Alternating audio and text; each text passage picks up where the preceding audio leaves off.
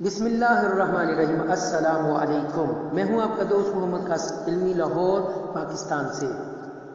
ایک اور درود شریف اور بابا فرید گنج شکر رحمۃ اللہ علیہ کا ایک واقعہ۔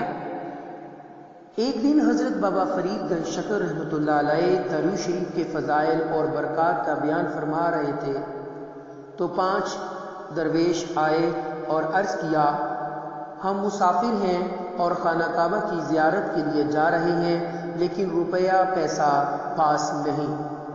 یہ سن کر بابا فرید گنج شکر رحمۃ اللہ علیہ نے مراقبہ کیا اور سر اٹھا کر کھجور کی چند گٹھلیاں لیں اور کچھ پڑھ کر پھونک کر ان سب مسافروں کو دے دی۔ درویشوں نے جب باہر جا کر دیکھا تو وہ سونے کی اشرفیاں تھیں۔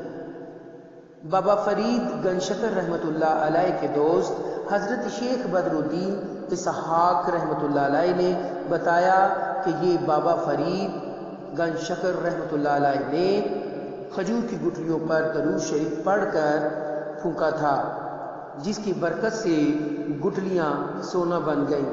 سبحان اللہ۔ اور وہ درود شریف یہ ہے، سماعت فرمائیں۔ اللہم صلی علی محمد سید الصابرین، اللہم صلی علی محمد سید الصابرین، اللہم صلی علی محمد سید الصابرین۔